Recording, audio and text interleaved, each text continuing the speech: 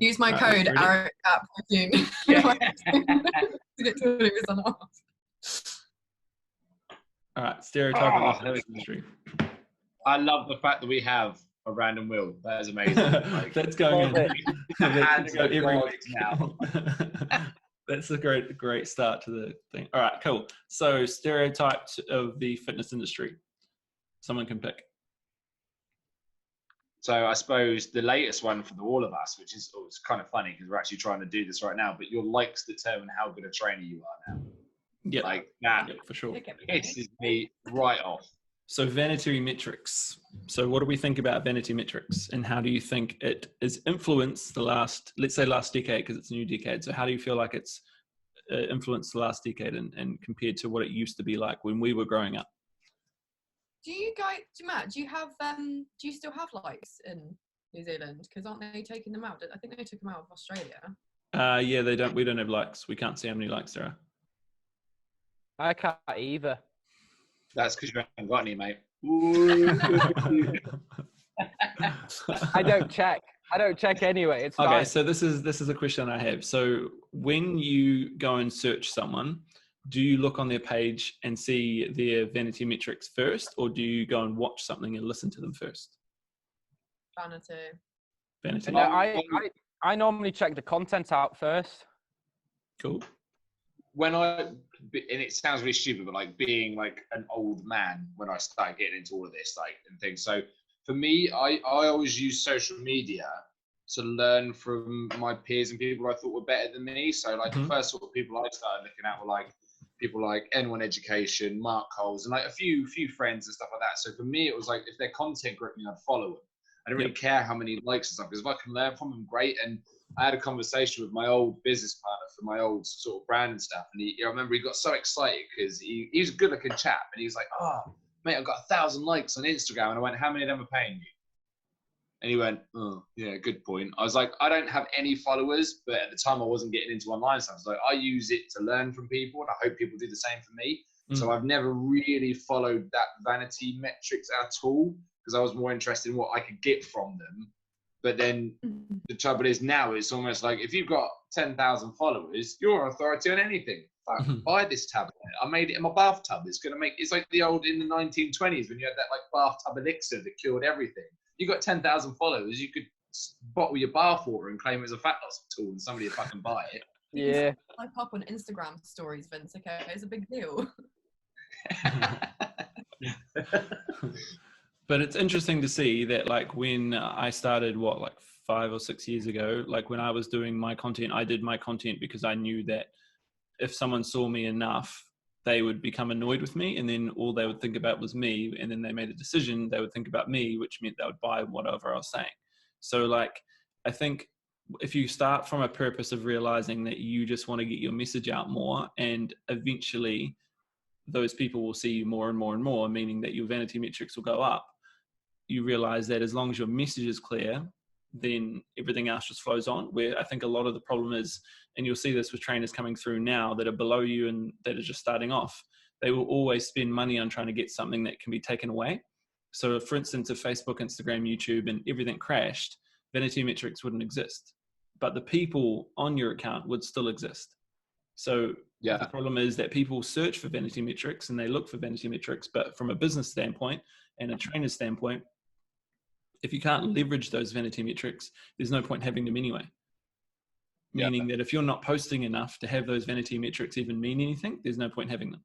If you can't make a list that you can take off social media, there's no point having them.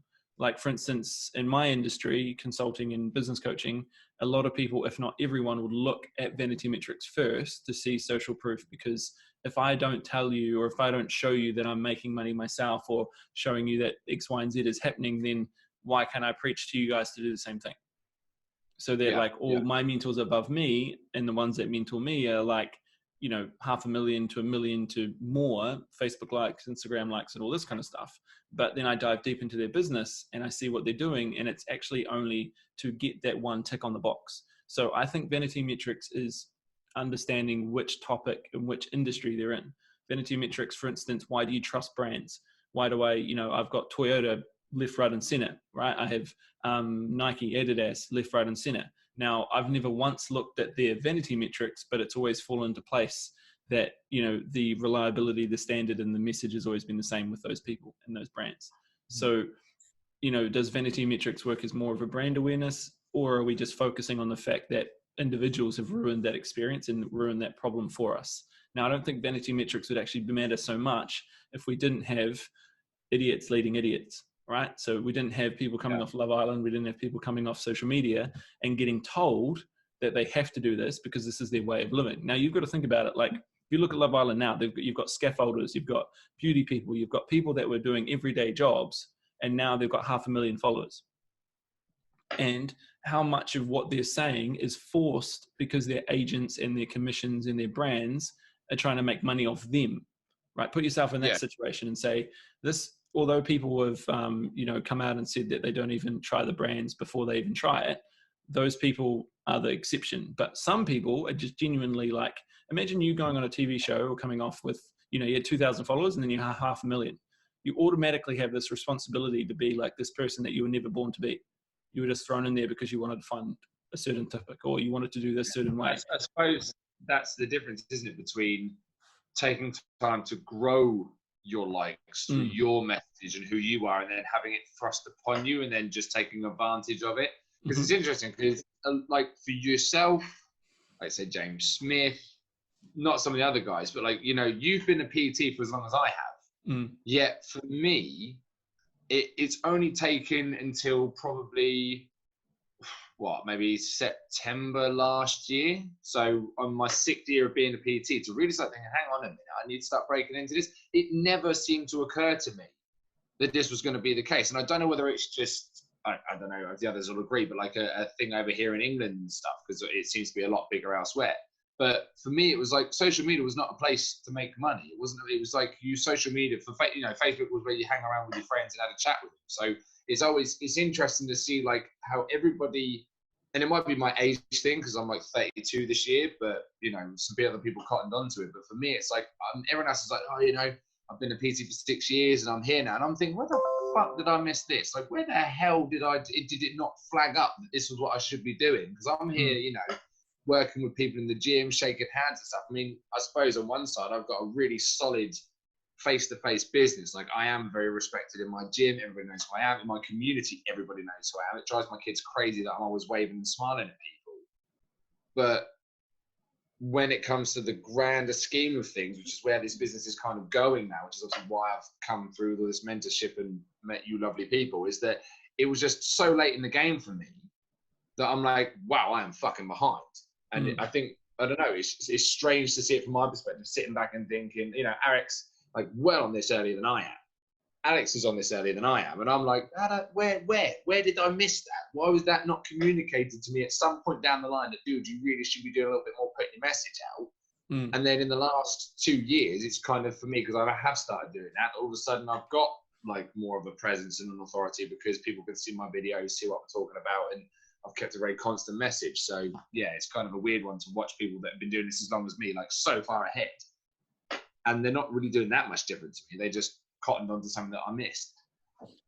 So for me, I had another Instagram account, but I used it as my personal one until I went self-employed again this year. And because all this like content I put up before was just not what I kind of do now. It was like clean eating and all that bollocks. And so I was like, I'm just going to do a new one. So I only started mine really in August to properly actually like put out content. So I've not really been doing it long either, to be honest, Vince, which I think is why I have issues with all the vanity metrics and stuff, because I see, well, for me, like before I was a PT, I'd go and look at, do you know like Callie Burns? Have you heard of her? No. She's an Aussie PT, I think, and like she had a massive following. She was like really fit and all that kind of stuff, and I was like, I want to look like her. Saw that she had like how many thousand followers, and I was like, instantly trust her. So I think for me, that's one of the reasons I kind of have the issues with vanity, because I think, well, if I've only got like 5 likes, somebody's going to look at it and think, you know, well, I don't know if I trust. I know it sounds weird, but I just don't know if I trust her, or I don't know if people are seeing my stuff. But yeah, I don't know what your thoughts are, Eric. I haven't heard you talk much.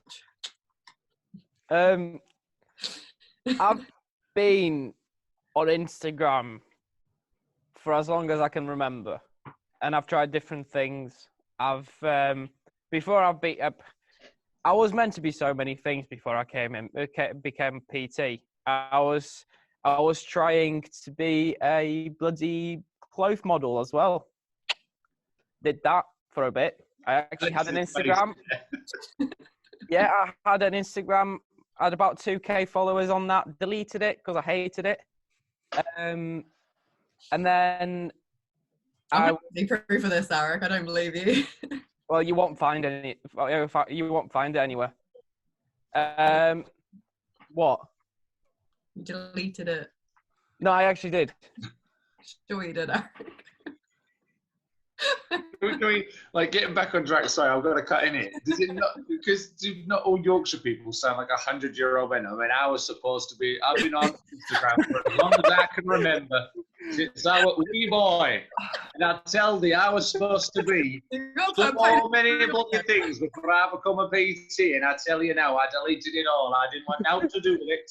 I wanted to be a PT, and I stuck with my guns. And I tell you now, that's what I'll be now. Honest to God, I did not know I was going to be a PT until 2 years ago. I was going to do masters in clinical. Well, I was going to do a degree in clinical psychology. I was going to do my PhD and become a clinical psychologist, work with children. That's what I wanted to do for the longest time. And then that sort of changed. And I fell in love with training people, because before I did my courses, my friends came to ask me for advice. I'm like, how do I do this? How do I build muscle? This, that, and the other. So I became PT, and I started up my Instagram, and I sort of on and off been putting, you know, training bits and bobs, and I was really just doing it for the sake of doing it rather than to get people to like it. And I just got used to it not mattering whether people are liking my posts or not. And right now, I'm just trying to put out the best content I've got that I can. So, in my opinion, if I help one person every day, that's my job done. That's basically what I want to do. Is I want to help one person every day, and that's it. And that's job well done. That's a good day's work. No, I think it's also evident that, like, hearing all the stories and understanding it, it's like, I think when we forget what profiles were invented for, right? Like, you really think back to, like, when we were 10 or 15 and we had to do our, you know, personal profiles when we went to school and all that kind of stuff, right? It was never about meeting that criteria for someone else or anything like that. It was more about just allowing other people to realize who we were a little bit more in depth. So, like, we forget, because we're business owners and because we do things that require us to get certain incomes every week and all that kind of stuff, we put a little bit more pressure on ourselves that we need to meet certain standards or be certain standards. But realistically, everything we do is personal, right? It's in everything that we do, right? My brand is always personal before anything else. I'm not going to be a certain way for some people and then a certain thing for another. I'm the same person on my stories as I am in real life. I show everything. I don't hide anything. People call me out for it all the time. I literally just got a message before calling me out for it now. So it's like, when we forget or we do something based on something else, we forget why we did it in the first place. Like, for instance, there's probably a reason why, you know, some people want to go into one profession and some people don't in the other. And some people, you know, why we post certain content and why we don't post. The reasons why a lot of people fall off a social media planner, for instance, or don't follow it completely to the letter, is because it doesn't resonate with that person, right? So it's not following that person's guidelines. Now, the reasons why some people work better with other people is because that person is more connected to the person, not the image, right? So, like, when I started doing my social media, the reason why I went from 0 to a lot of different things very quickly is because I did it because of me, not anything else. All of a sudden, those people that wanted to be in my circle resonated with that. The people that didn't, who were actually originally in my circle, started shooting arrows in my back, doing certain things, doing all these other things that were just not that I thought that person was. But when you realize that as long as your message or your path doesn't change because of someone else, who in fact will never buy your product anyway, right? Will then realize that, you weren't born for someone else. You were born because of someone else's decisions. So then, you know what I mean? Like, you didn't choose to be here. That was already out of your hands. So why would you then let other people take more control over your life and choose what you should be putting out, or you should be doing this, or you should be doing that? The biggest thing that people forget in everything is that you're personal first, everything else second, right? Like, when a plane crashes, what does the stewardess say? Put your own oxygen mask on first, not someone else's. So then why do we always look for other people's needs before ourselves? And we kind of lose that. And I've been tremendously able to see this in my relationships, and probably Vince is there, maybe, and Rick's probably the only one as well. Like, when you start being in a relationship, you've also got to think about other people, but it's also, you have to protect yourself, because if you go away, how are those people going to react, and how are they going to be okay with everything? So, what you've got to realize is that if you're more personal, if you show people you authentically every single day, those people that want to buy from you will buy from you. Going on to authenticity, I've told you about that story of my friend who gave me advice on my first video. Have I told you guys? I'll tell you. I've got to tell the podcasters, guys. So I did my very first video. I recorded my very first video and sent it to a close PT friend of mine for her opinion. And she replied and said that I shouldn't be swearing because it's okay for men to do it, but not for women. And I needed to act classier and more myself, even though that was me. But I don't know what you guys think about that. I thought does that mean by that logic that I'm not allowed to have a sit down wee anymore? Because I mean, that's what women do, right? And I quite enjoy it. So I love a sit down wee. Do I have to not be me? Because I mean, that's one of my greatest pleasures. Just sit sitting down wees are underrated. I mean, whatever floats your boat, Vince. Like, don't really care. But when everything you do is watched by two tiny people, you take pleasure where you get it. I'm telling you now. Sometimes when you can't pee without two kids going, "Daddy, what you doing?" Clearly going for a wee. And then run off. I'm gonna sit down. I'm gonna enjoy that. I'm gonna take my time. Fun fact: PT, when you're really, really busy, I would purposely sit down because it would take me longer, and I could actually do work on my phone. Yeah, exactly. Like, it just, that fact that sitting down just gives you, like, because you're there now. Especially when I was a gym instructor. I would be taking the longest bathroom breaks. I tell you what, I tell you now, in the first proper gym I worked in, because I worked in a hotel gym first. It was my first proper gym job, and I was just a glorified towel folder. I wrote some programs, did some classes, folded a fuck ton of towels, and worked in the plant room because it meant I could escape. When I went to my first gym and they were just pissing me off, I mean, I would literally take a toilet break every hour for about 10-15 minutes and just read my book for a bit. And they're like, "What are you doing?" Like, "Hey, I drink 2 liters of water an hour. I've just got to flush myself out. Don't judge me." What do you want to come and watch? This is normal for me. I can't relate. I just do it all the time. Probably most of my messages to you guys is me sat on the toilet doing it to you guys. Same. Fun fact. I have to leave the room when I listen to your messages because there's so much swearing and my kids are usually in the room, and I'm like, okay, just gonna wander off while I listen to these. Yeah. I usually wake up to messages from you guys it always starts with Matt ... and I'm like, okay, this is what I'm gonna have to. It always is, isn't it? It's always Matt. It's always because it only shows me the first letter on my screen when my face activates the screen, and then I'm like, okay, cool. I'm just gonna wake up for a second, and then I'll pay attention to that when I'm actually fully. But that's also, I think, an interesting point of view is that and this can be answered from you guys from a buyer's perspective, when you buy into something like a coaching program, a service, or a provider, although you're individually buying into it, do you expect the person to directly, like, let's say, for instance, a big example of what social media has changed is when Instagram's a good example of this also. It's like when you could go on the explore page and find out what person was liking certain things.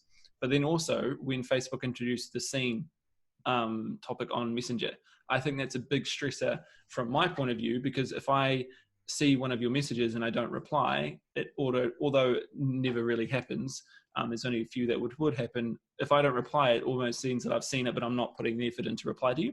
That makes sense? Have you ever had that with clients before, from your perspective? And have you ever thought of that from a buyer's perspective when you're bought into something? What, as in?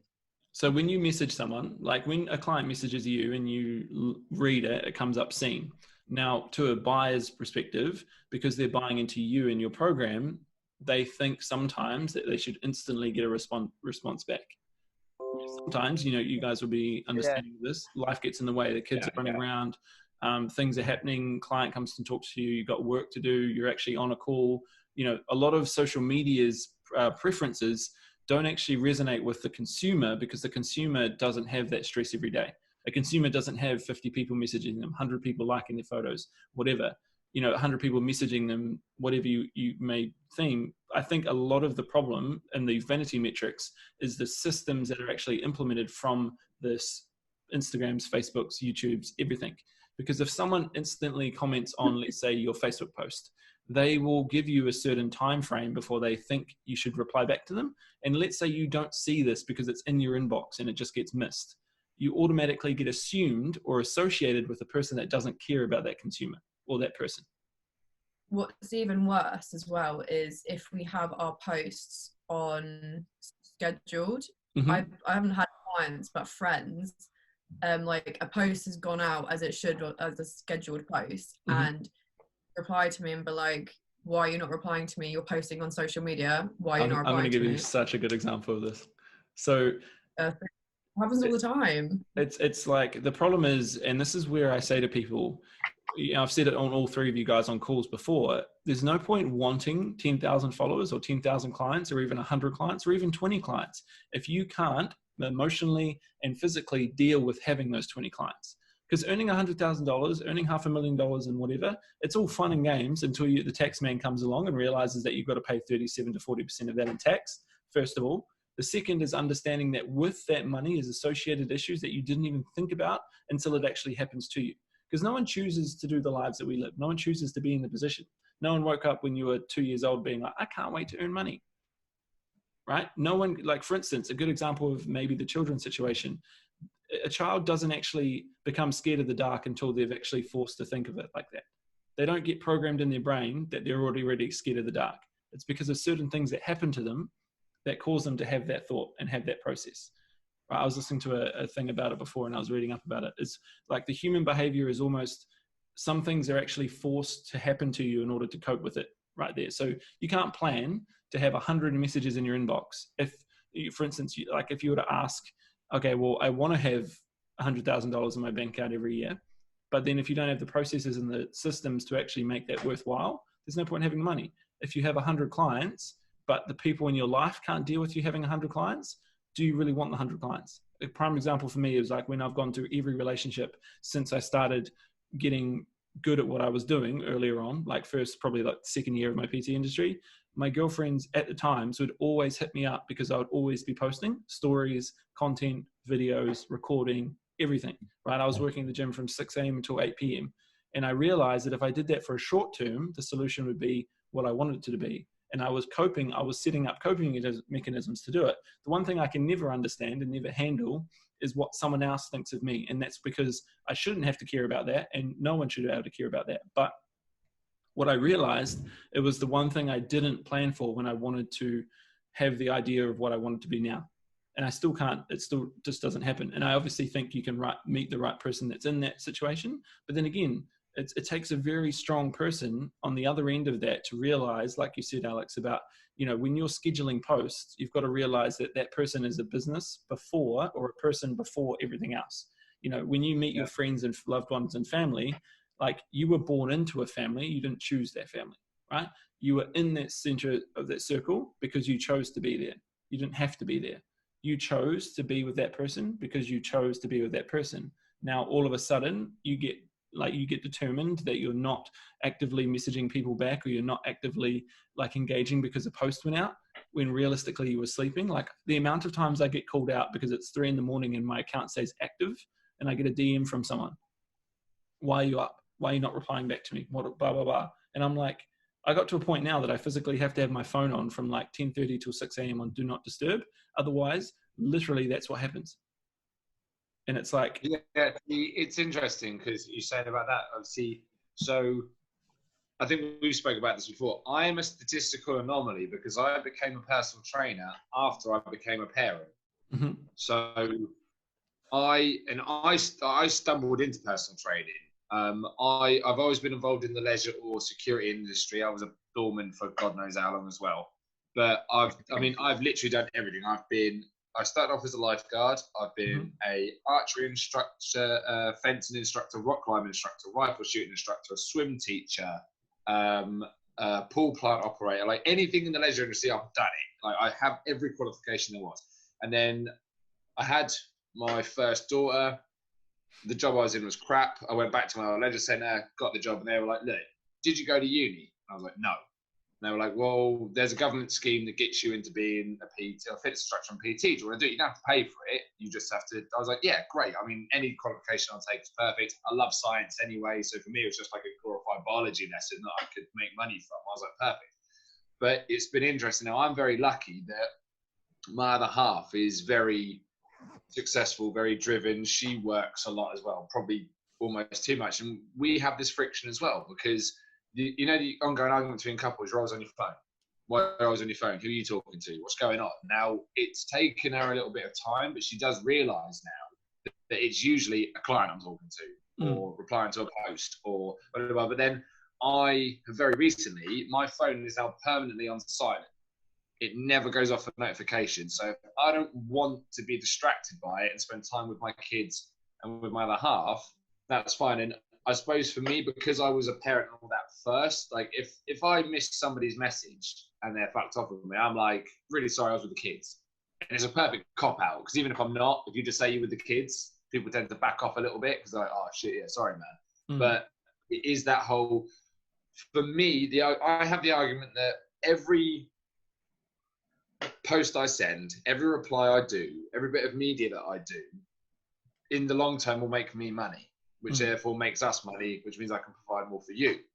With her, because she's employed, I'm like, the stuff you're doing doesn't make us any extra money. It's more stress for you, but without any return. So because it's my business and I have to put the energy in right now, and I don't have the automated systems in yet to run that shit without it, I do have to be up till 10 o'clock at night making some media, scheduling some posts, replying to a WhatsApp, pinging a message. Because if I don't do that now, then one, I'm going to get out of the loop, but also I'm not putting energy into my business, which is the only way I'm going to get anything back out of it. So we had to learn to integrate, and we're very good now. Like we do just run simultaneously. Everyone has their role to play, but it was interesting when I kicked up my game a little bit and started getting more clients as well. I think was the biggest one, because when you only have a couple of clients, it's easy. You only have to reply to a couple of messages a day. But now when I've got a roster of like 15 to 17 clients, averaging about anywhere between sort of 25 to 30 sessions a week,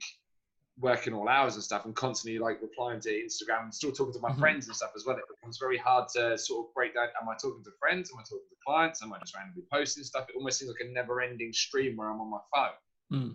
But only a small amount of that's actually for social reasons. The rest is usually making awareness and posting stuff. So my biggest thing, I suppose, what I want to get out of this is learning how to automate the fuck out of stuff. That stuff scares the life out of me. I'm not great with technology and stuff.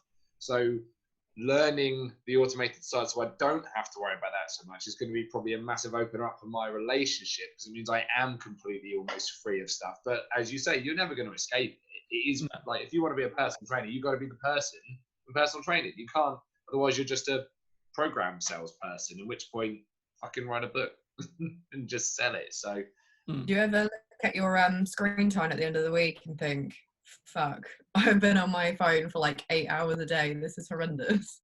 No, you know what, I'm really like, I don't bother checking stuff. I mean, I will throw videos and content out and never check whether like the engagement in it. Like, I don't know half the time how many people have seen or liked my stuff, because that's shit I haven't got time to get bogged down in. I'll know if I've spent a lot of time on my phone, because I've spent a lot of time on my phone. Like, I don't need a screen to make me feel bad and confirm it, because I'd probably just crawl into a hole and never come out again.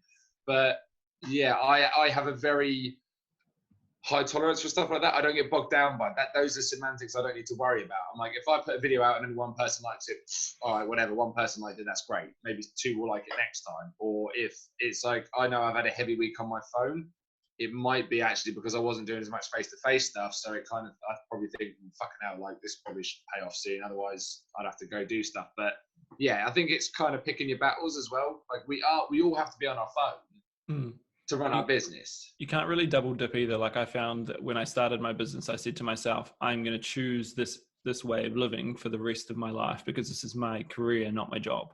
Right? I did it because I loved doing it. I loved the fact that I could get to know people for 30 minutes every single day, as many times as I possibly wanted. It was up to me, because I had a situation that I was a gym instructor at my gym, and then one of my bosses was amazing. One of my other bosses, absolute demon of a person, right? It was just a clash.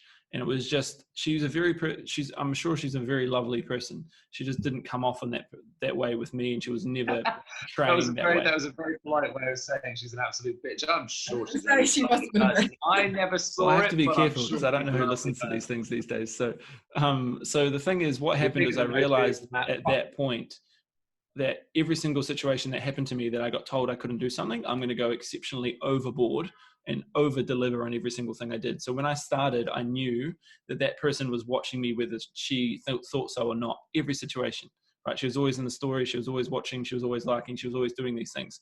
That was only purely to see what time or how long or how quickly I could fail.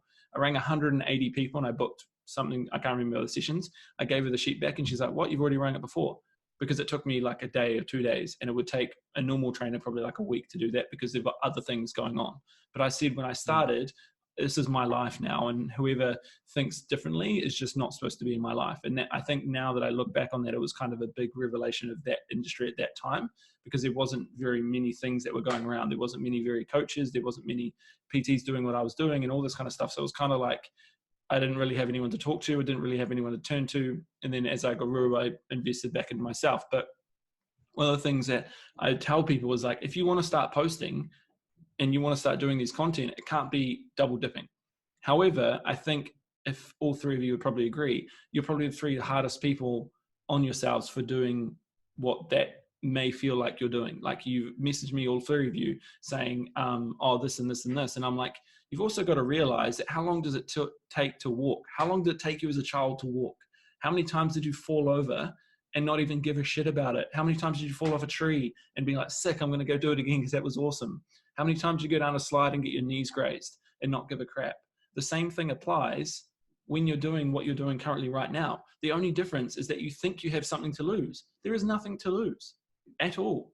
It's because we're forced to think that way. The same reason why the industry was forced to think we should have breakfast, lunch, and dinner. My mum and dad still hit me up about it. I'm like, no, you have calories in, calories out. That's it, right? You don't have to have 7 meals. You don't even have to have 1 meal. If you want to do whatever you want to do it, right? We're forced to think a certain way and act a certain way. And this is why, if I could leave any legacy, it's changing that system in our industry from a business standpoint, not so much a PT, because that's effectively guys, what you guys do. But, if you miss a day posting, don't worry about it. Just make up for it later on, because the algorithm will play into that. For instance, I was at 4 a.m. in A&E, and my girlfriend at the time was getting her stomach pumped. I made like $500, $400 because my automated system and my email sequence that people at the time said emails are dead and sequencing doesn't work. The only reason that worked was because my email sequences were actually already there and they were firing. I think I did a video on MailChimp and it showed that I had 700 auto sequences in this one funnel. Now, that could be overkill, but I knew that if I didn't start with 700, I just kept building. I knew that as long as I had something to start with, I would always have those people in that section. Now, when you get your client, the hardest thing is to get the first client, right? It's even harder to go past 100 clients. There's always going to be a bigger and bigger battle for you to take. It's how willing you are to take on that battle. And we also get forced to think that we should have this certain amount of money. We should be forced to have, maybe you only want 5 clients. If you only want 5 clients, have 5 clients. If you only want to post a certain amount of time, post a certain amount of time, but own it. Don't then complain about, oh, I don't have these leads coming in and all these kind of starter things, right? Because a lot of people will look at the way that I do things and say, oh, I want to be this person. Half of the stuff you do not want to be in. You do not want to get the messages and go through the situations that no one sees, because I don't advertise that side of things, right? The same reason everyone wants to have, there's always people that want to have kids, but then they don't realize the extra responsibility, the fact you can't piss up standing up. Don't do it. It's a trap. Exactly, right? So, but people want this stuff because it looks cool. Coming back to vanity metrics, people want to go on social media because they want to have this post that goes viral. But the person's post that went viral probably didn't want that post to go viral, nor did they post it to go viral. It's like going on a date and expecting something from that date to happen and then being upset because that didn't happen, but you were the one that expected it to happen. Where if you were just normal and just went out like you were just hanging out, a lot different will happen, right? When you start expecting things to happen, they hardly ever happen. So it's like, well, it's 2 different things. If you want to go fully in, what is the fully in that you can currently do right now? Because if you go fully in based on someone else's life, it's like saying, hey, I want a Ferrari, but realizing, oh, you've also got to put the most expensive oil, the most expensive gas, the most expensive tires, the most expensive servicing, everything that isn't advertised, but everyone just wants the item of that Ferrari. Yeah. They're not willing to do all the other stuff. It's like so many of my friends currently are in the position where they wanted certain things when I knew that because we're at high school, but now they want completely different things because they realized how much legwork it was to become that person or do that certain thing. Everyone wants to buy a house, but they don't realize they've got every other expense known to man to pay for that. They just think it's you buy a house and that's it. It's the same as renting. It's not, right? And people can confirm and deny that. But you've also got to realize it's like, how many times have you wanted a certain product and go and bought it and you were let down because it didn't look as cool as it looked, or it didn't taste as good as it looked? Like I had a client yesterday who said she was like, oh, I had an awful week because I had a cheeseburger at 1 a.m.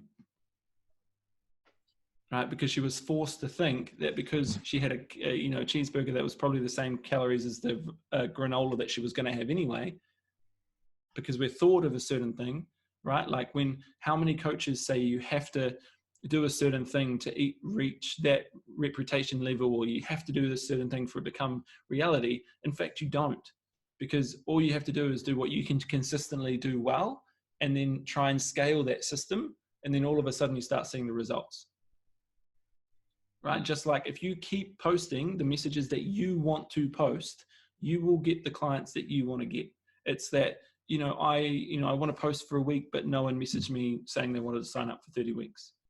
It's the same reason when my biggest closing, the biggest deal that I've ever closed in my life was because I chose to do the extra things that I knew she would want in that situation, but she never asked for, but I just assumed it. So I over committed and then understandingly over delivered where it didn't need to happen. She was like, I didn't need half of this stuff, but it was nice that it was there. Yeah.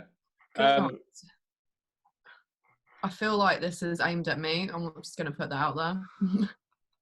You think like everything's aimed at you, though. This is a great example. You know what's even funnier is that like you were like, oh, if you forgot to post, and I looked at my clock and I was like, fuck, I actually forgot to post. I posted on Facebook. I went to do Instagram. The issue that I have with social media now is it's the business version of a calories in, calories out scenario, right?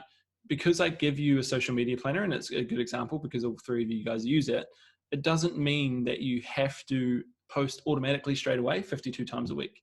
It's, hey, I'm going to show you Neverland, but it's up to you when you want to get to the gates of Neverland, right? Because I know, and it's a proof that it works, but it's not saying that you have to do this to get X.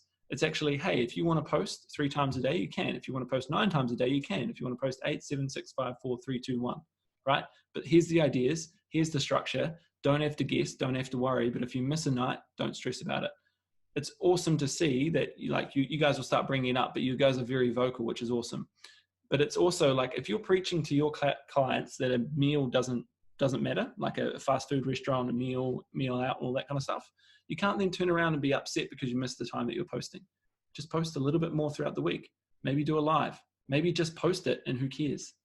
Because I'm getting likes and I'm getting follows and I'm getting shares on things on my personal profile that I posted when I first started that page in December. Now people that are following me now have gone all the way back to the start and liked all the ones that got no vanity metrics at all because there was no one on that account. So if I said to myself, okay, if I'm expecting these people to follow me, then I'm not going to slow down posting, even if it's a new page, right? Because I went from having 17 on Instagram, 6 on my business page, and 2.5 in my VIP group, to having effectively nothing when I started doing this side of my business. So then imagine if I was like, oh, no one's liking my stuff, no one's getting that stuff. I didn't care because I've never actually posted anything to get a like on it. I posted it because I love seeing a journey. I love seeing how shit my posts were when I first started my Instagram page to now how averagely mediocre they are right now. Right? And I look at my own videos and say, oh, there was some things that were wrong, or like the lighting was off, but I'm like, cool, it's a video that someone's going to resonate with because the message is the same, right? It's the same thing of like, this is a very touchy topic most likely, but we're attracted to people on either looks or personality or a little bit of both. It's never one or the other, right? It's always one or the other. It's never kind of, or maybe a little bit medium. It's like, as I get older, I'm more attracted to personalities than I am about looks. As I was younger, I was really attracted to looks, not personality.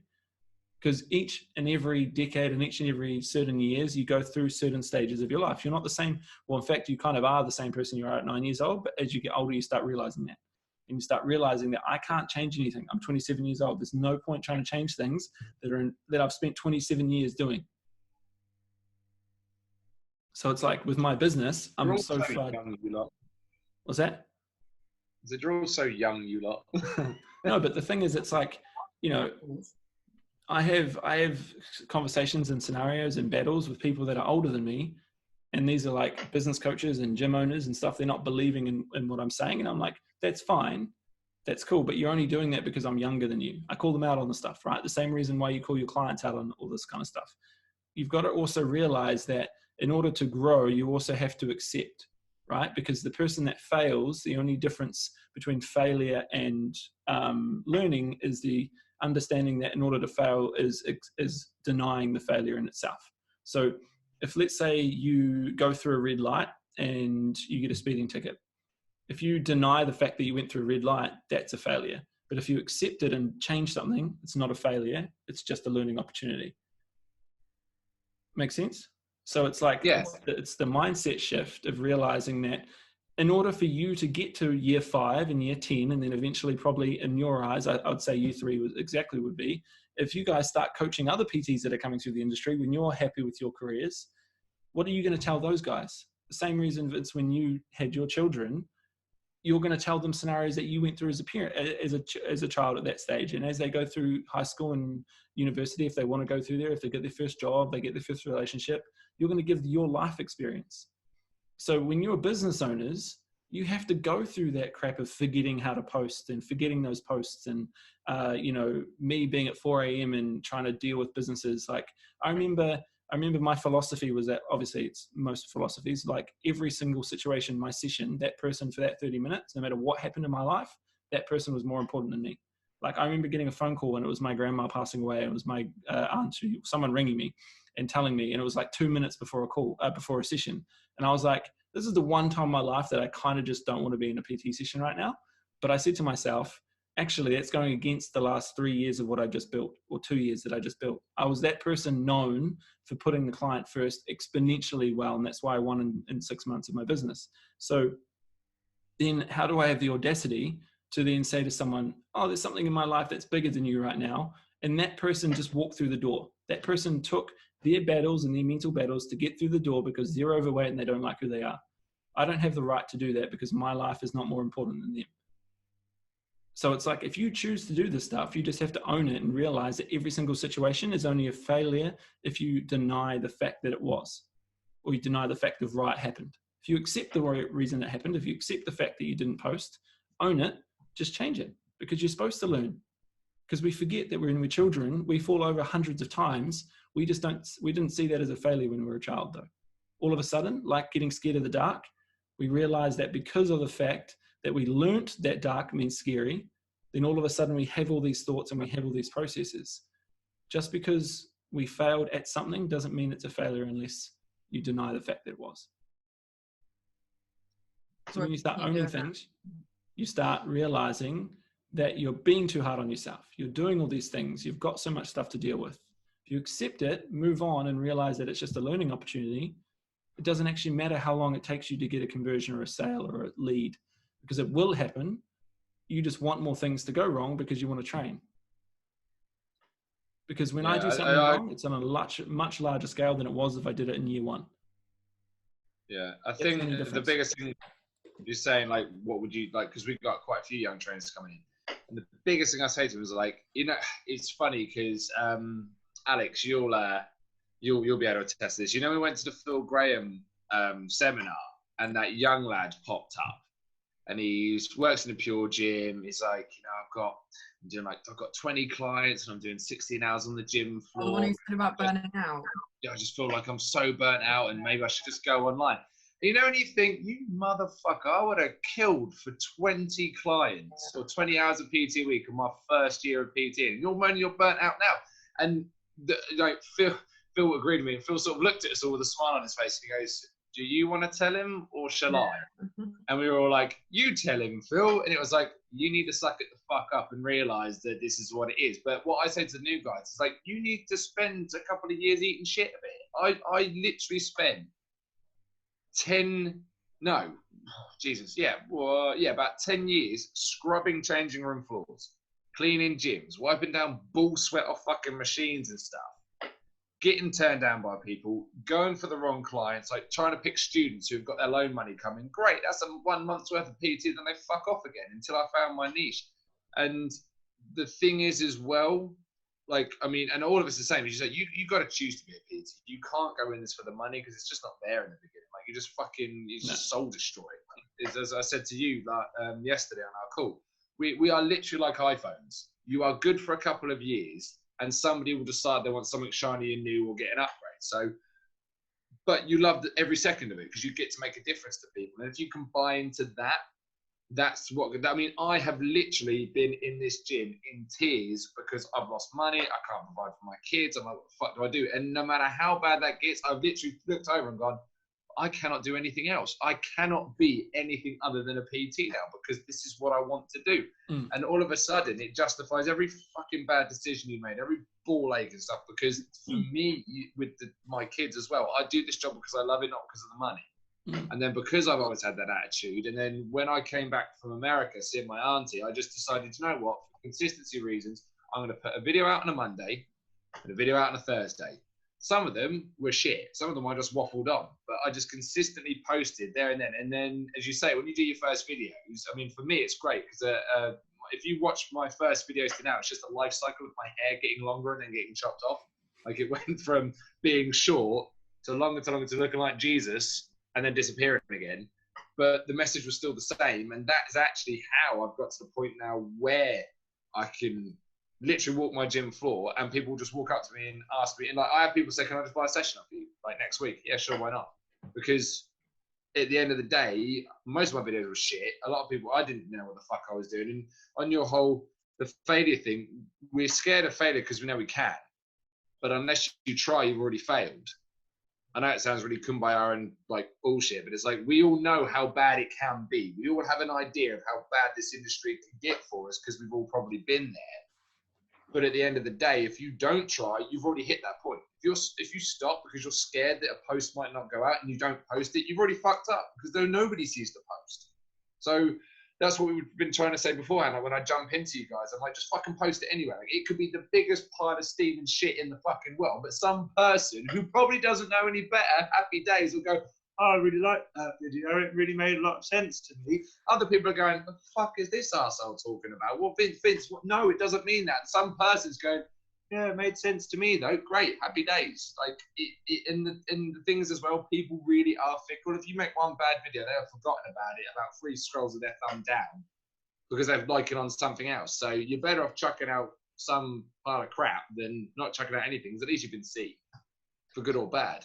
Yeah. So going back to when PTs and stuff just start out. When I was teaching level 3 sports massage at the college, they all were asking me, so you did your course at the time was like 4 years ago, and they were like, how are you working with like England and the All Blacks and all that kind of stuff? And I was like, because for the first 2 years of my career, literally everything was completely free. I drove up to London multiple times, did so much free stuff, but in return I got like one-to-one lectures with the best physios and massage therapists in the country, and because of that I got invited to do other teams, and kind of you work your way up from the slums going up. And I did that with PT as well. My PT career has been very weird, to be honest. I've literally had my fingers in so many pies, so it's a little bit kind of weird with that one. But yeah, I agree with the whole, you kind of need to suck it up, because they weren't willing. A lot of my students been qualified almost 2 years now, and most of them have given up because they were like, well, I'm only earning like, I think that one kid was earning like $1,000 a month, and I was like, well, that was $1,000 more than I was in my first 2 years. Hey, so I chew my arm off for that. exactly, like they were saying, I was like, That's it. don't do it. You're not obviously cut out for the career. So People also forget though, it's actually like, like me being in my industry, I'm not safe until like 10 years, right? So I've still got ages to go before I can even say that my business is safe. Thing is, like, stats show that businesses within the first 5 years fail. 80% of businesses within the first 5 years fail. 80% of trainers within the first 6 months to a year fail because of that exact reason. But like I came back, failure is only if you choose to not learn from that mistake. If you say that that wasn't me, like when a child spills something and they're like, oh, that wasn't me, right? Same thing applies.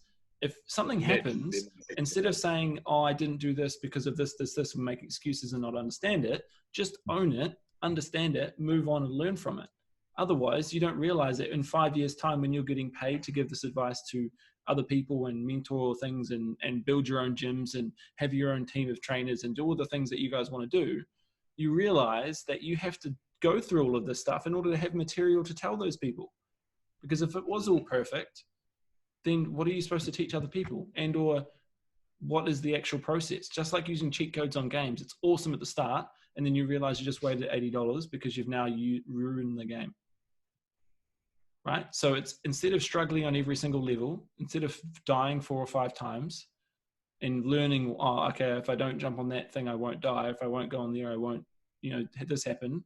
Then understanding that the same reason why we didn't care as children falling over was because it didn't really matter until you learnt the skill. Because that wasn't treated as a failure. And you can see if the parenting at that time caused them to think like that, you can see as a byproduct. I remember a guy that was a goalkeeper when I was goalkeeping, when I was little. He used to just, every game, he would be down there before I was, and I was always the first or second person there. And he just hates football now because his dad was drilling that shit into him. When my dad was kind of like really standoffish, he was kind of like, we can go train, but just enjoy the process, enjoy the games, enjoy letting goals in, enjoy getting kicked in the face. Like, all of these things really apply because, and what a dad. Now you enjoy that kick in the face. No, but the thing is, it was like, you look back and laugh. If someone tells a child at that age that, hey, reality is you're probably going to have a few scars and you're going to get kicked, you're going to get knocked out, this is reality of being a goalkeeper, are they going to want to be a goalkeeper? Because all of their eyes is just failure. But if you tell a child, hey, you're probably going to fall over like 1,000 times before you learn how to walk, they're going to be like, I'm just going to crawl, right? Because you're teaching them something before, you know what I mean? So it's kind of like, if everyone told you, or told PTs and told business owners that the first 2 to 5 years is going to be absolute trash, and whatever you do make is just going to be based on how hard you want to work, the industry wouldn't survive. The same reason as if you didn't tell the real reasons behind weight loss, or you did tell them the real reasons behind weight loss, there would be no industry because there would be no funding. So if you really dive deep into every scenario, the only reason you were successful, Alex, is because you were willing to do something that no one else is willing to do. And so now it means I can blame you for the All Blacks winning the World Cup because you were technically giving them massages when you shouldn't have been. So, well, I didn't massage them last year, so. All right, I'll let you off. Well, we're going to be failing for a long time now. We've got an average coach, so. I'd be Well, highly we doubtful just if we win got anything. Stop But it's speaking rugby to me, mate. Stop speaking rugby. I don't understand it. football, are we? Because it's shit. Eric, in the nicest possible way, mate. Whoa. I didn't know you were still here. I'm just listening. Northern shit, aren't you, mate? And just booted along in the background. I was kind of watching him, and I was like, should I text him and ask him if he's okay? I'm fine. I'm just a listener, you know. Well, that's great for a podcast, isn't it?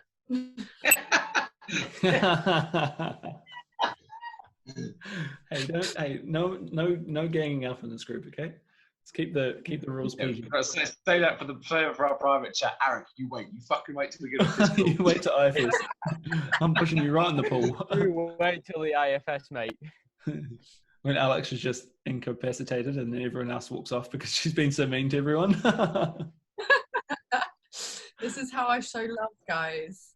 I mean, as a behavioural therapist, Alex, that opens up a whole tin of worms. My mum, everyone. Hey, Mum. Making Hi, a Mum. podcast. Yes. Guest appearance, we can get clickbait. Podcast. It was okay. Sorry, guys. You wait. I'll record this at home one day, and I'll just have my youngest one walk in and going, "Who are you talking to?" Oh my Yeah, God. but that's a viral Like that video. Did news- you not see that presenter that had this? Yeah, the BBC guy. Yeah. And we've got viral video materials here. I'm like, Like- run in and grab the kids. No, they'll find they seek video out and then just start dancing in the background for no reason. My eldest one can't help it. My youngest one will come and sit with me, look in the camera and pull some faces, and she's quite cute. My eldest one, like, if I'm not careful, she'll just start stripping off and shit. And like, I'm like, baby, this no. What? Why? I've walked in before. I'm like, why is everybody in their underwear? What are we doing? Why is this happening? They're just like, because we were playing. I'm like, what? No, cut that shit out. Yeah, so I think like coming back to the original topic of like vanity metrics, I think it's very much it's a glorified way of looking at something that would just be there anyway, right? Like if you look at brands, like I watched a movie about Ford and Ferrari, it's like if you look at vanity metrics in that situation, Ferrari would always win because they were always the ones that were seeing or being seen a lot, where Ford was kind of very much okay, we just did mass versus quality, if that makes sense. So they were producing more than Ferrari, but because Ferrari was out there and it looked exclusive and it had a better name, there was more vanity metrics associated with it, where like all it really took was someone to come in there and say, hey, I'm going to work harder and longer and faster and stronger than anyone else ever has before. And then all of a sudden it prevailed. So the thing is, it's like we're forced to think a certain way in this current age because of things that associate success. Brands will work with you because there's likes or shares or followers. But realistically, all they're wanting to do is get advertising that is cheaper than running Facebook ads. That's all they're looking from a brand's perspective. And it's also realizing that if you did have that vanity metrics, how would your life change? What would really be different? Like, okay, you get 10,000 likes on a photo. Are you going to be any different person? No, probably not, because knowing me, I probably wouldn't even know I got 10,000 likes on the phone. But also, if you have 10,000 likes but no system, then how do you actually capitalize on that anyway? Yeah. Right? It would be the exact. You know what I mean? Like it was like, cool, okay, well, for 70,000 people watching Instagram story, that would put even more pressure on your situation. Like if there was kids in the background or if something was on the back of the computer screen behind Alex, like there's more eyes on things. There's more opportunity for something to go wrong that you didn't even plan for. Yeah. You know what I'm saying? So it's like, yeah, cool. If we want to look at vanity metrics, let's look in the deep realization of how many people that have millions of followers are actually happy. And if they are happy, were they happy before they had the followers or after? It's very much a singulation of saying, I can't find someone that was happier because they've got more followers. I think it's the opposite if they weren't happy before. I think for me, it makes me more confident if I have people, I don't know, engaging, whatever, with it. Kind of boost my confidence because it means I'm kind of on the right track in my head. And I know you've got posts for you and all that kind of stuff, which I have been, like with those videos, it has been for me. It just turns out that they've been going off well. But yeah, for me, it's a confidence thing, I would say. Definitely. Okay, I don't think there's any. Sorry, I was going to say, I don't think there's anything wrong with using it as a confidence builder and having a few likes and stuff. But you know, see, I'm the opposite. For me, it annoys me. The Vanity Matrix annoys me because it's you know, we're good PTs. You know, there are a lot of good PTs out there that have no Vanity Matrix, but it's almost like, so I don't look for likes in the sense of validating my own stuff. It annoys me though that people that are literally just assumed are more knowledgeable and know what they're talking about because they happen to have a better set of pictures with their top off or some shit or something punchy that caused them to get likes, and then that almost a sudden validates anything they say. So I mean, like for me, like I'm the only PT I know that does behavioral therapy, right? So for instance, my unique thing, I could be saying to somebody like, the reason you behave all like this is because of this or this, and that's proven because I've done the research, I've done the blah, blah, blah. Now, somebody else who is a fucking moron, but got like 20,000 followers could say, nah, he's not talking about that. All of a sudden, my word isn't worth anything because I've only got this tiny amount of followers that, you know, my online worth is worth. And that's what I mean. I know it doesn't actually reflect that because obviously everything can be checked, but in the grand scheme of things, in the industry we're in, if you don't have likes, it's almost like, well, what do you know? As you say, when you're trying to buy into somebody, you go and check like, oh, I can build your business, blah, blah, blah, blah. Well, hang on a minute, mate. You've only got 500 followers. How many businesses have you built? Whereas I think that's the trouble now. It does hold weight to have followers and people engaging with you. It doesn't bring you happiness or necessarily any money if you don't know what to do with it. But there is a huge thing now about this. There's this validation that if you can get people to follow you for whatever reason, all of a sudden it puts gravitas behind everything that you do. But if you look at it from a marketing point of view or a logical point of view, right, then if you realize that the only reason why the people that are doing more in the industry and making the most money see everything as a funnel, and the more eyes on one funnel means the more solutions to that problem and all the sales to that business, then you realize that when you run one Facebook ad right, you could be running an ad to 1.2 billion people. Now, even if you took 20% of that and gave it to the person that you're probably comparing yourself to, there's still a lot of fish in that pond. And the problem is that you get messages, all three of you, from people that are doing less than you and or probably the same. Now, again, this is something that I've run into numerous times, and this is the biggest realization. When I started popping off and going and getting traction and getting clients and building my business because I just did more work than every other person, that's the only result from it, that they realized that because everything else is a byproduct of that, they were saying, oh, that's the wrong way. That's the wrong message. You said that wrong. You didn't explain that metric right. You didn't say that fitness thing right. I remember being on a treadmill doing my run for one of my half marathons that I was trying to train for because it was raining outside. And it came up saying this message from a PT that was sitting in the group fitness room when he could have just walked out and told me that, but actually missed the whole entire point of why I posted that. Yeah. Because all I do is talk to people that will buy from me. That's it. The people that don't like my stuff, the people that like it and do nothing, or the people that copy my stuff, or the people that talk shit or whatever, the clients that may say they didn't get a good experience and all that kind of stuff, I'm like, awesome, put that on social media, put my name out there, because actually people will start searching for that anyway, because they always pin you down. This guy's too perfect. This girl's too perfect. This scenario is too perfect. It's fake. I mean, I got blocked on Bumble because my photos were too perfect and they thought my account was fake. So like, oh, here we go. No, but it's too perfect. Okay. I don't really know how to answer that, but anyway, you're missing the point, Alex. Is that Alex? You can do all these things and you can listen to all the people that are messaging you, but when you put that person in context, are they actually doing more than you? Or are they giving you advice that you can still even learn from? Most of my most critical analysis of what I've done or perceived to done wrong is actually giving me opportunity to say, hey, that, everyone's allowed their opinion. Everyone's allowed to say things. What can I take from that, understand it and process it and deal with it? And because all of it's new to all you guys, of course you're going to take it offensively. And of course it's hard to hear all this stuff. But if you really didn't want that, turn your comments off. Turn your story shares off.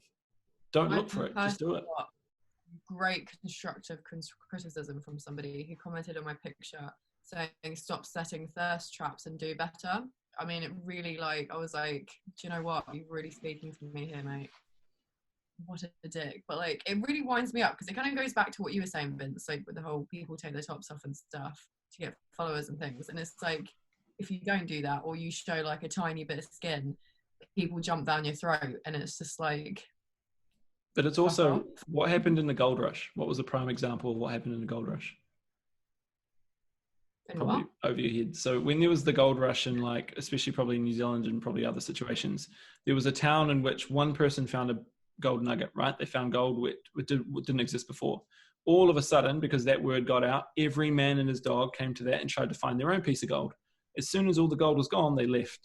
Think about it like this in context. If that person's going to take their top off for the rest of eternity, how good is their business model? Because as soon as they can no longer look the way that that person wants to look, their cash cow is now dried up. If you're preaching something that has the longevity of more than a year, meaning that when you start posting more content that may not resonate with someone now, but like Vince said and you guys have said before, people are starting to like it 2-3 months down the line, you actually made something that that counts, because that person has gone down all your social media and all the algorithm is played in your favor and actually took the time to like it and commented on, share on it. Every person, no matter how weird or crass or, obviously being male, we probably don't have a female's perspective on this, but, dodgy or weird people do, right? What do you mean? You said, oh, we don't have a female perspective here. No, we don't have a female perspective. We don't know what it's like. As males don't have a perspective of female. Like if someone comments on what I dress, I don't really care, right? But then it sounds different or maybe different in a girl's perspective's eyes, correct? Okay. Yeah. Okay, cool. So can I just take ask, the arrow out of my back? Like being like properly like not down with an lingo, what in the fuck is a thirst trap? So when girls put like a sexy picture out just to get likes or commenting that makes okay, there we go. Yeah, like there's my brain thinking like thirst trap. What you dangling a can of Coke? Yeah, so normally it's like girls wearing underwear bikinis. Yeah, but it's also like I get really confused about when someone goes into something, has a bad experience on something or a bad thing, and then also comes out of it, and then all they do is portray negativity to that situation. So for instance, someone might go into your business, right, into your coaching program. You may have an amazing ecosystem, amazing community. One person goes in there and says, oh, you've got 2,000 people in your group. That can't be real. That's fake. Comes out and then starts blasting you for it, but realizing that those 2,000 people took you 5 years to get into that group. Realizing that, like, okay, if you have a client that comes to you in a really bad state of mind, husband's being an asshole, wife's being an asshole, family situation, family stress, they take it out on you, then you react badly, then they take that as a negativity and they go and bag you. What's really the situation of context here? Are you going to take that offensively or realize that one person always has to hate your product? Yeah. Right? So realistically, like what you should do is say, okay, I'm going to produce content for everyone to shut it down. So it's like, I've talked this many times over all three of you guys as well. What's the point of trying reinventing a wheel that has been around for longer than you have? I mean, unless you're a millionaire, you don't have the budget or the time or the energy to even commit to a new wheel, because it's expensive to make something that's new. Like how much does it cost a car manufacturer to come up with a new car? How long does it come up with a new phone? How many times has someone tried to copy iPhone and went out of business? Someone tried to copy Tesla and went out of business. Someone tries to copy ClickFunnels, can't do it because of their process. Although it looks really easy to copy something and to use someone's model or to use something else, they try and create something that's the same but different, like a different spin on things, and realizing that in fact they probably should have just used the same product and put their own spin on it. Use the same framework. What's the point? If you did something that was amazing right now and you posted it, why do you have the audacity not to reshare the shit out of that? Because that's an amazing product. What's the point of even coming up with something that's only going to last one day? Yeah. Fresh fruit versus frozen fruit, right? I will always buy frozen because I can reuse it over and over and over and over again. Fresh fruit only lasts a certain amount of time. Why would I spend more money on it? And then also have the audacity to complain about something else that cost me money where I could have saved the difference on something else. People come into my program and say, hey, you're too expensive. I'm like, cool, no worries, that's your opinion. You said to me on the first and second. Also, they're like, honestly, rock up, they're too expensive. I mean, don't buy it. But it's also, that's a natural reaction because we're scared to commit, right? We're on the cliff. You know, how many times have you been on a diving board and been like, I know I'm a confident swimmer, but that's really high. I really want to do this because it's sick, but I'm not going to do it because I'm thinking about it and it's too much of a commitment. We sometimes need to be told all the things that we have told people and be called out on it. So if you want to call me out on something, call me out on it because I'll accept it. Like I said, failure is only failure when you deny the fact that it was something. Right? How many times have you seen people that try to create something or do something, and like PTs coming through the industry is a prime example that was smaller, complaining about how many sessions they had? They won't be around for long enough. This is why you see all the oldies in the group never comment and never help anyone, because they've had it over and over and over and over again. I did 100 sessions in 1 week and not once did I complain about anything. Ooh, long day. Well, that's because I wanted to go away for a holiday because I was supposed to have a holiday in my relationship at that time. But I didn't want to do 100 sessions. Around people up with that. I'll get them all done in one go. But it blasts. Just grab a phone. 1 second. Yeah, it's just, yeah. I mean, again, it's sometimes people just want to complain for complaining, and we have to expect that, because some people, that's their way of coping. That's their mechanism. That's when you guys message me and say sorry for complaining. There's no point in being sorry for it because it doesn't matter. I know why you're doing it. It's a pain in the ass. I wouldn't say it's a pain in the ass at all. It's just another message that I can answer. If I didn't want to do this, if I didn't want to sit down on a Friday when it's a public holiday and come in and do all work and all that kind of stuff, my responsibility and my fault for picking the industry that I'm in. I could have gone to a job that would pay me for being on holiday. Again, call more people out. If you see bullshit, call it out. If you see my bullshit, call it out. Because in fact, there's no person that has ever mastery of anything. You can't master a skill that can't be mastered. And when you're a PT, when you're building a business, doesn't mean you're going to be a PT in 5 years' time. If you put all your eggs in one basket, what happens? That basket breaks. It's like saying, hey, I'm going to put my whole entire effort onto one ad and that's it. I'm going to put all my money into it. Where actually, if you tested the waters, if you went on heaps of dates, you might actually find the person you want to be with, or the ad that's actually going to work. So like, okay, we don't like vanity metrics. We do like vanity metrics. What do they mean for us? That's cool. It's the best argument to ever have, because it means so many different things to different people. The amount of times that people have looked at my profile and said, oh, that's cool. I'm not going to go and do this with you or go out of here because you're a certain way, because you look a certain way. That's someone's opinion. I can't say, hey, you're an asshole, or that's annoying, because it's someone's opinion. It's like if someone doesn't want to work with me or they have a bad experience, that's your opinion. The results speak louder than the words.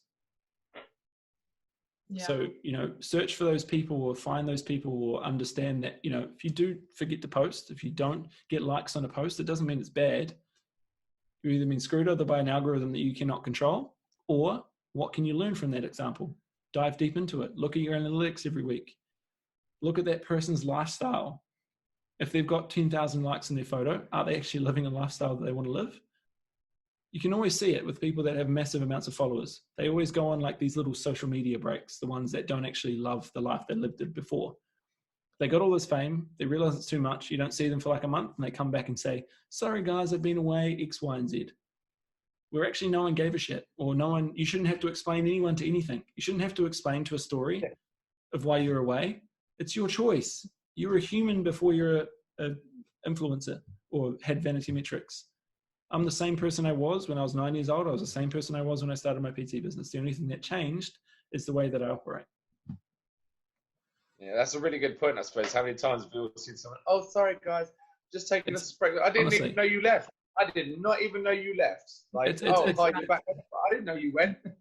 The other thing, it's like people, you see Facebook ads and people have got like blah, blah, blah, .click funnels. Now, I'm not going to go into their funnel because I know they haven't even taken the audacity to go and claim their own domain name. Then how are they actually going to do anything that's going to be valuable? Now, that could be a mistake, but has no one actually called him out for it? How does he know that? He might not know that. No one's taught him that. Doesn't mean he's cheap, doesn't mean he's an idiot, doesn't mean he's anything. It just means someone probably hasn't been ballsy enough to go and say, hey, mate, you haven't claimed your domain. I saw someone absolutely go to town on a brand, and I commented saying, "Hey, you just didn't click this link," and he's like, "Oh." I'm like, how much of an asshole do you feel like because you just attacked someone for no reason? But do you see the owner of that company being like, "Fuck this"? He earns $100,000 a day. I don't think he cares about one person that thinks his service is bad. But you need those reviews because it actually shows that people have had a bad experience. Just like we need to have bad experiences with vanity metrics to actually appreciate the context in which what vanity metrics is. You need to have those DMs. You need to have those bad times that no one liked your post. And you feel like there's like little, what are they called? The tumbleweeds, like going past your computer screen being like, no one's liking my post. But how many times have you also been on the other end of like, okay, well, how many times have you not replied by accident to someone that took the time to message you? In their eyes, that could be the exact same scenario. They reached out to you, you didn't get a reply. Sometimes they make, I wouldn't say weird messages, but I would just say like the amount of times that I've been left unseen, I'm like, well, in that context, it's probably the same as when I did a post that no one liked. Feel the same way. I still have an opportunity to say, hey, like I messaged you, where the fuck you at? Because some people just need to see your thing more than once. Just like someone needs to see your video more than once, your photo more than once, your leads more than once, your annoying messages saying, why haven't you booked in for a call more than once? And I realized that very early on. And that's what was different for me and my industry and my town and my city and my country, because I was willing to tell that person 7 or 8 times to get that free PT session booked in. Who goes to that lengths in this day and age, apart from the 4 of us, to get shit done enough times to give someone else something for free? Or to have a conversation? Who's willing to do that in this industry? And we've got to realize that I don't actually care, because I know what I want to do and why I spend more time focusing on the people that want to help and want to change and want to build. And I'm willing to go, okay, well, if you message me at 6 a.m, I'll message you back. I'll stop what I'm doing and doing that because you took the effort to do that. And it's a well-scripted, well-messaged and well-informative message. Then I'm going to spend the time to go through and analyze everything. And if I need to do a voice note, if I need to get on another call, just because I don't technically get paid for that scenario doesn't mean I'm not going to do it. Doesn't mean that I'm not going to reach out and follow and like and comment and share someone's comment in someone's thing just because I'm not getting paid for it.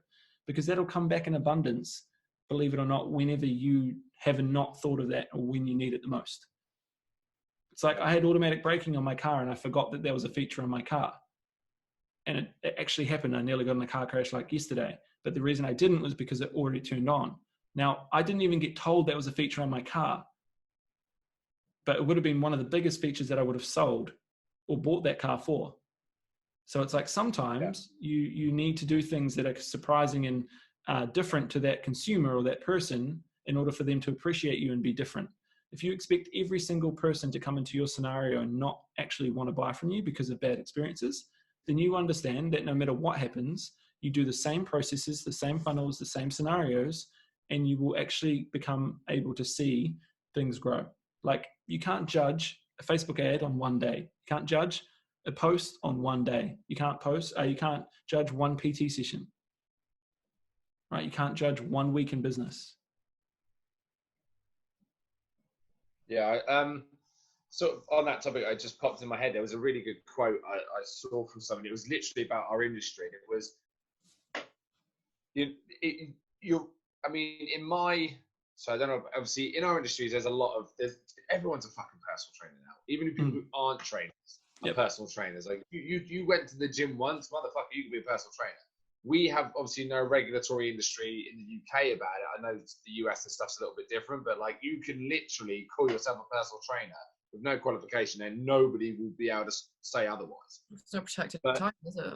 Yeah, but the quote was, it's like in an industry where there are so many people like you have the perfect opportunity to show why you're better than everybody else. Yeah. And it will be, and today, funny enough, Alex, the owner of the gym I work at, literally turned around and said, I really like Alex stuff. I like her twist on things. It's really like, she saw your Kevin Hart TikTok-y thing. He went, it's fucking brilliant. So it was so good. I like her stuff. I like that she's quite funny with it. She still puts a good message across, but I really enjoy it. And like, he's not the sort of person that would comment. He's not. He's quite introverted. Like, he won't, like, he'll comment on our stuff.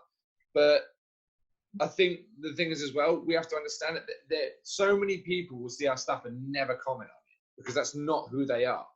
Because they'll think, I don't know that person, so maybe I don't have the right to comment. But if you put the content out with the intent, which you do, and Eric, and obviously and Matt, otherwise we wouldn't have like chosen him and stuff.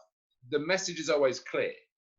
And so even if there's no response to the message, you're always putting your message out so that somebody's going to see it and you're going to change it for somebody else. I mean, I've given away so much free training in my gym when nobody else was willing to do it, that actually if my other half found out, she probably would have punched me in the face because that was money we could have earned to pay the bill.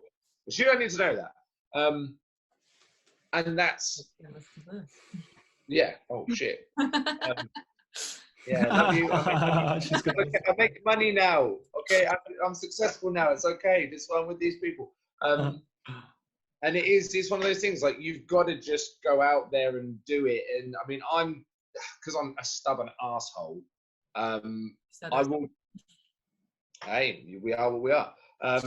It is a case of, like, I'll chuck stuff out there because I know what my message is. Like, it's funny. I got called out by one of my clients, who, well, was a client and now just having a massage, because we did our first podcast and she goes, oh, it's very James Smith-esque.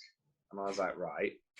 And she was like, I was like, okay, where's it going? She goes, well, you know, when you said about, you know, when I said the whole no diet movement, and I said it's bullshit because you can't say that you love yourself if you're killing the body you're in by being obese, like purposely being obese. I said, it's bullshit. I'm sorry. It's like having your favorite car and smashing it up every day. Oh, but I love it. It's my favorite car. You fucking don't, you dickhead, because you treat it like shit. And I went off on that You're one. You're a drifter. Unless you're a drifter, then it's just a, you know. Oh, he's going to pipe up when there's cars now, isn't he? Right. No. All right. No. Oh. Right. No. Because if you love your car for drifting, you're going to do your very best to drift that car well. Well, no, because I don't know if you've noticed, but drift cars always have zip ties on bumpers and stuff where they were put back together. Exactly. Okay, right, I'll shut up. Yeah, but it's also right over.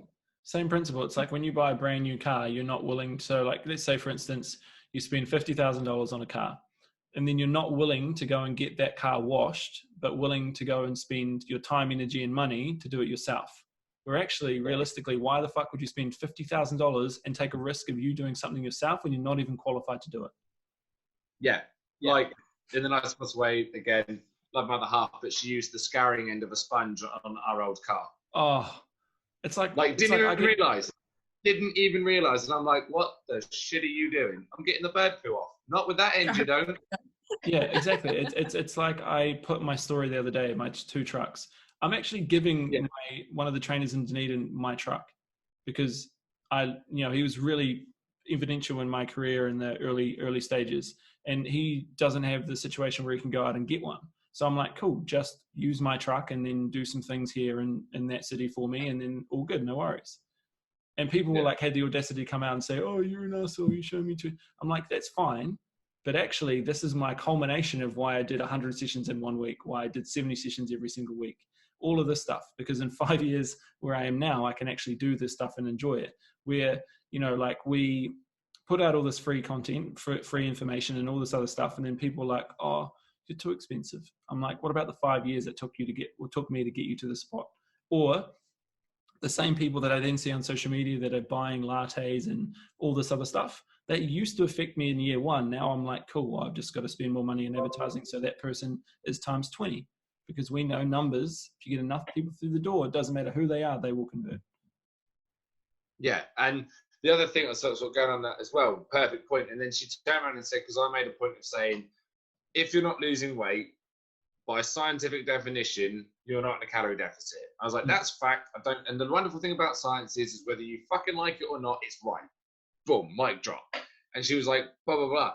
And what that turned out is, she took it as a personal attack. I was like, well, I didn't fucking say that, so shut up. But women, hey?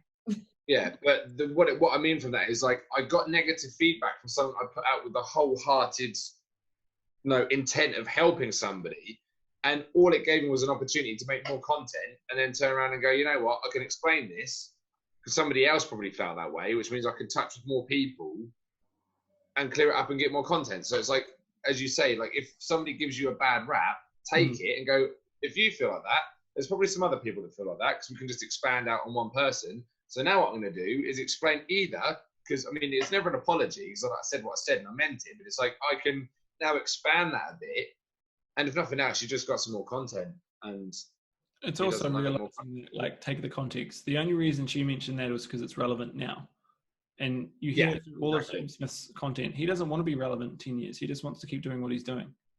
Right? He did, like, for instance, when he was on the podcast the other day, when I was listening to driving my truck back from Dunedin to Wellington, I was listening to pretty much his podcast the whole entire way. And he was with like Darren and Lucy Lord, I think her name was, right? And she brought up all these quotes. And then all of a sudden she said, I don't actually come up with any of them. If someone of his stature said that on a podcast, it would be like the world ended. Every man and his dog would have been on top of that and said, you're plagiarizing, you're a copy, you're a CUNT, I can't believe I've spent money and time on you, you're just copying all this other bullshit. But realizing that we're all just reinventing a wheel in our different way. Doesn't mean just because you said one word doesn't mean you're copying someone else. Right? It's crazy. Like four of my videos got flagged on my consulting page because I used Epidemic Sounds like music, but it's copyright free. But it was I don't know why it happened. And I'm like, okay, well, cool, no worries, like all good. And then all these other things that happened and all these other like situations that were flying on, realizing that it's like, okay, well, you know, it took them. The situation is like, I feel like it's in context. It's like we can get affected by comments of that, but then we can realize the context of it and realize, well, you're just reinventing the wheel in a different way on a different medium. And that person just happened to listen to it at that time with something else was relevant at that time. Because if that happened 5 years earlier, like you probably would have said it, then that situation never would have existed. But that's willing, that's able, and that's big enough in this day and age for someone to actually just stop and say, nah, I'm not doing this anymore. Someone just called me out. Yeah. But actually, I suppose if you look at it that way, it's relevant.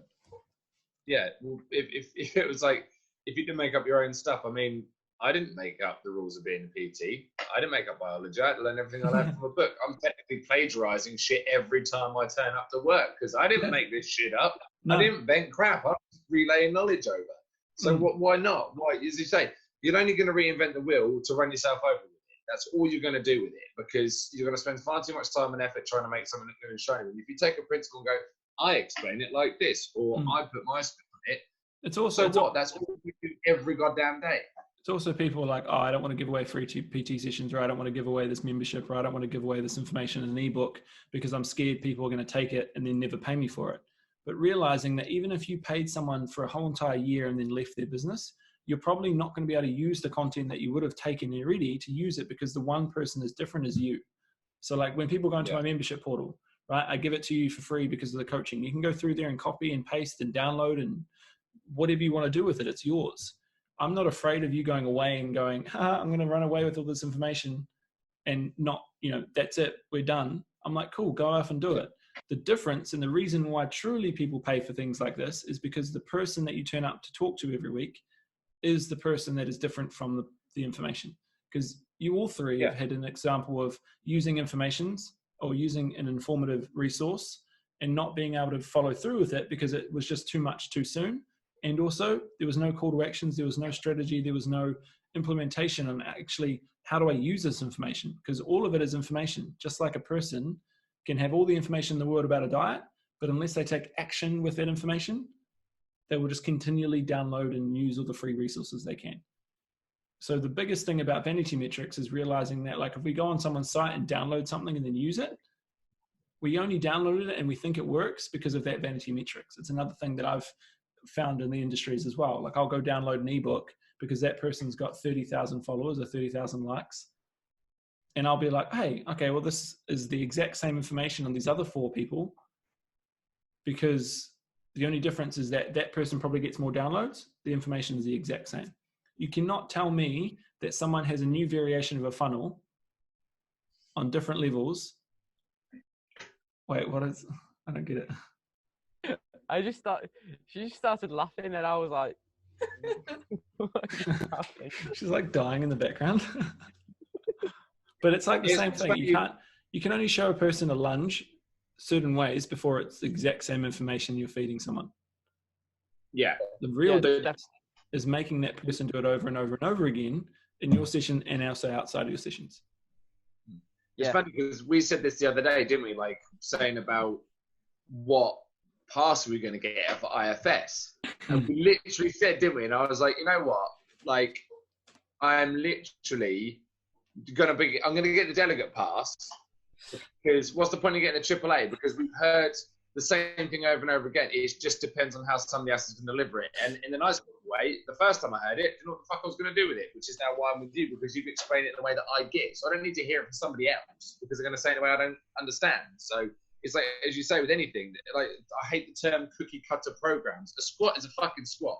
And if the squat is what you need and what everybody else needs, I haven't cookie cut the program. You all just need to fucking squat. It's like there's only so many exercises in the world you can do. I'm not going to make up 700 new exercises to fit you as an individual. Yeah, that's why I didn't like Phil Graham and his course, because it was very cookie cutter. I'm going straight for it, but it is very cookie cutter, and it's like. But it's also realizing that like it took me 5 years to even come up with this concept, or even just make rationale of what I was pretty much already doing before. I was on the One Funnel Away challenge from Russell Brunson, right? I do try and invest as much, if not 30-40% of what I earn a year into my own studies and challenges and stuff.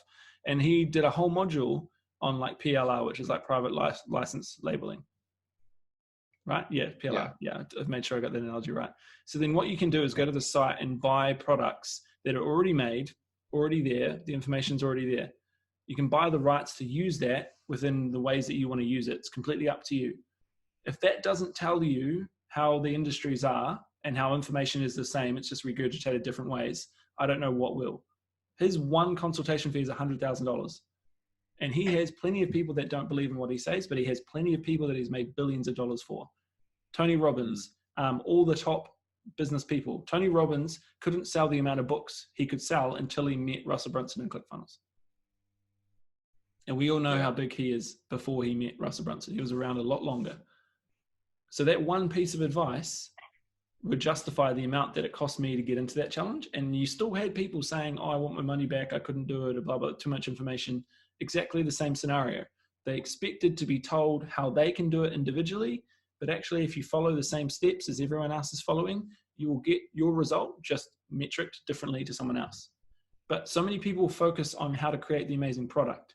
They don't focus on how to get that product out to as many people as possible, and they end up not doing anything anyway. If you want to go and get an ebook and you're going to let it go for free, doesn't matter what information it is. It matters how many people are downloading it, what you can do with those leads, and how you can change those lives once they meet you. If you're selling a book, again, it's most likely always going to be able to just cover the ad spend that it got that person into your ecosystem. So if I gave a book away about a funnel, if I spent 2-3 months building a book about a funnel, the funnel is always going to be the same. It's just delivered differently. What I do differently is use those leads and use that funnel in a different way that someone else does, and I get my message out to more people. If I sat there and said, oh, it's going to take me 6 months to a year to come up with a book, then I'm not going to do anything. And those people are going to have a year before they get to me. And there's 3 examples of why I should be doing more work and more work and more work, because it's clearly not working for a lot of people that involve themselves in the wrong situation, which is nothing against what you guys have done before. But again, you had to go through something to learn from it. But a lot of people will go through that situation and then not do anything because it was a bad example or a bad experience. But also, you can't judge something for that person, because that person is doing something that is just a different avenue of the same information. Right? So that's why I never say, this person's better than the other person, I'm better than this person, because we're all doing the same thing. We're just regurgitating it differently. And it happens. No, we just told you we're better than the other person. You don't have to say it. That's why we're all here. But the thing is, it doesn't matter. I get compared to people all the time, and I'm never going to be like, and this is where another thing, and this is finally, if we wrap this whole entire thing up, because I've got calls coming up anyway. If we, for instance, a lot of the time clients will come to me and they leave and they're like, oh, don't look at me any differently because I'm leaving. And I'm like, why would I be like that? I'm not going to act differently for the people that are going to be at IFS that no longer work with me. It's no big deal. It's their opinion that they want to have this certain element and it doesn't work or it doesn't resonate. And it's their opinion if they want to be different, but I'm going to be the same person regardless. The same person I am if I had $0 in my bank account versus how much I have now. My opinion doesn't matter. I will still continue to do things based on what I think is right and what I think is going to go in the right direction. And if those people don't feel like it resonates with them anymore, that's completely fine. But I think that's what you're probably going to experience now that you get more people coming through your business. It's very much you should not change based on the experience that person had with you. You should take the information, learn from it, deal with it. Because that's another thing you can conquer on. It's going like, okay, well, how do I deal with people leaving my business? Everyone leaves people's businesses. The only reason businesses fail is because there's not enough coming through the top, more coming through the bottom. And people get told, and I've been told when I was studying, you should come up with all your own stuff. Well, what happens if you don't know how to come up with that stuff? Nothing moves. Yeah. It's like buying a brand new car and not being able to afford the gas. There's no point buying the brand new car if you can't afford the gas it needs to run. So it's no point trying to build a business if you're not okay in the earlier stages to start using stuff that actually works instead of trying to beat yourself up, coming up with stuff that you don't have the time, energy, and the power to use at that stage in your career. Yeah. It's like people going to the gym. I'm going to go spend thousands of dollars on Gymshark, Lululemon, all this kind of stuff to make me feel better.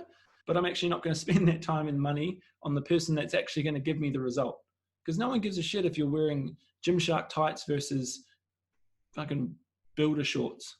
No one cares. It's because we've been perceived in the industry to think that we have to look a certain way in order to get a certain result. Most billionaires and millionaires look like they're homeless bums because they don't care. They've got too much money. Yeah. But we're like, we have to look a certain way to get a certain result. Coming back to the whole entire vanity metrics. Realistically, when we're all dead, no one's going to give a shit about how many followers we have. They're only going to care about the life we lived. You should have a book of all of these little profound quotes because I mean you've been dropping them for the last 2 hours, dude. They have been like, woo. He's got content for the next month now. He's just going to go through this video. I'll just get a transcript.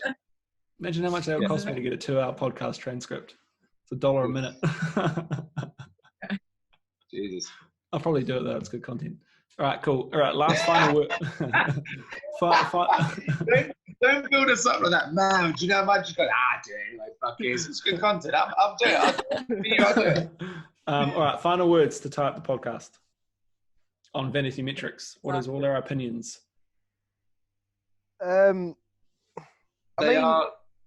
Sorry, no. Eric needs to speak because he hasn't spoken like the entire time we've been here, so he really needs this now.